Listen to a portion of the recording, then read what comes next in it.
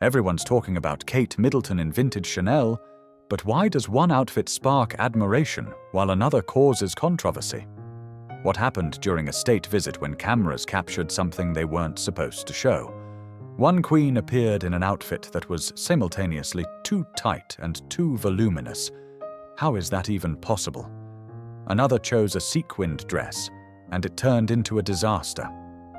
A third made a mistake with the length, and everyone noticed. And a legendary tiara, unseen for decades, suddenly appeared in public. But why now? And what's behind it? What actually happened will be completely different from what you expected to see. Let's break this down step by step. What happens when a royal outfit is simultaneously too tight and too voluminous? Sounds impossible, but it's reality. On October 11th, 2022, Queen Maxima arrived in Sweden for a state visit. The entire world watched her every move. And then something strange happened. Her arrival day dress became a real puzzle. The bodice fits so tightly it creates restriction. The skirt adds so much volume, the outfit loses balance. The top looks squeezed a size too small, while the bottom lives its own life. The proportions fight each other. This is when the cut works against its wearer. But that's not all. Bright accents appeared amid the chaos. Earrings from the Steltman jewelry house in The Hague. Works of art that Maxima has worn multiple times. Delicate, elegant, they can eclipse any flaws. And the gloves. Maxima is one of the few modern royals bringing this accessory back into fashion. A bold move, a nod to classic elegance. However, these beautiful details couldn't fix the main problem. The dress itself remained a poor choice. But let's see who handled it brilliantly. Now here's someone who truly understands the power of proper proportions. Crown Princess Mary of Denmark. Her appearance was a breath of fresh air. A dark green suit from Massimo Dutti. This is autumn elegance. The color is deep, rich, like a forest after rain. Why did this particular shade work perfectly? Because autumn is the time for dark green and burgundy. These colors seem made for the cold months. They warm, add depth, create a feeling of comfort and luxury. But color is only half the success. The suit's lines are clean, sharp, flawless. No unnecessary details. The silhouette is perfectly tailored, highlighting the figure without overwhelming the look. The blazer fits like a glove, shoulders in place, sleeve length precise. Trousers the perfect length, with creases that visually lengthen the legs. These are the looks that become classics. In 10, 20 years, people will look at this photo and say, now that's elegance. True style doesn't age. However, not everyone managed to find balance with autumn tones. And here appears a new character, Crown Princess Victoria. Usually she delights with her choices, but this time something went wrong. A forest dress with a print. The print is so busy the eyes don't know where to settle. Too many details, too many colors. Most importantly, the dress doesn't feel autumnal. The print is light, airy, like from a summer sundress. The shoes, legendary pumps by Gianvito Rossi. Green, elegant. These shoes are in many personal collections. Bought on sale, they turned out beautiful, but after the first wear, comfort remained questionable. The earrings were costume jewelry, bright, large, but they look too theatrical, like part of a stage costume. The line between accent and masquerade was crossed. And now, the truth about Victoria's main problem. Her hairstyle, a strict low bun, her signature. You can count on one hand how many times she's appeared with her hair down. When you wear something flowing and airy, a severe hairstyle creates dissonance. The look requires softness but receives rigidity. No need to wear hair completely down, just a slightly softer style would do. But here's someone who truly understands classics. Catherine, Princess of Wales, vintage Chanel. This is timeless elegance, A dark blue blazer, black trousers, pumps. The formula for success is simple, but the devil's in the details. This look proves you don't need to reinvent the wheel. Classics always work if you know how to wear them. Most important, it's vintage. Catherine shows remarkable talent for choosing vintage pieces, especially when it comes to jackets. Every choice is impeccable. Vintage Chanel isn't just clothing, it's history. It's quality that modern brands rarely replicate. And then something interesting happened. The history of royal vintage collections runs deep. The Swedish royal house keeps an incredible collection. Children's clothing, the Queen's dresses. Crown Princess Victoria has worn her mother's dresses more than once. And Princess Madeleine? She chose one of her mother's dresses for her wedding reception. Imagine, a dress the Queen wore decades ago gets a second life at her daughter's wedding. This isn't just economy or following trends. This is history passed through fabric. This is craftsmanship that allows items to look current years later. When something is made perfectly, it doesn't age. Catherine's choice of vintage shows. True luxury isn't in the price of something new, but in the ability to find treasure and wear it as if it were created yesterday. But not everyone manages to find the right balance with sparkle. Princess Sophia, a sequined dress by Elie Saab, and it's a disaster. Shiny fabric, draping, sequins. At first glance it should work, but no. The real twist came later, when it became clear no one took a test photo with flash. Because with flash, this dress becomes something awful. The shine doesn't add radiance, it ages. The draping doesn't highlight the figure, it sags. You can see where the undergarments are, and it's not flattering. The color itself is beautiful, it suits Sophia, but the execution ruins everything. Sequins and draped fabric, a dangerous combination. You need perfect physique and flawless fit for this to work. Neither worked here. The next wearer changed the jewelry's fate. No, wait. The next dress from the same designer at the formal dinner turned out no better. Sophia's green dress at the formal reception. Elie Saab again. Another miss. What actually happened? The dress is too long. It doesn't glide gracefully across the floor, it drags. Compare it to Victoria's purple dress at the same event. See the difference? Victoria's dress almost touches the floor, creating a floating effect. Sophia's dress trails along the floor, collecting dust. Dress length isn't a minor detail. It's the difference between elegance and sloppiness. A few centimeters decide everything. And the buttons. A row of buttons down the front.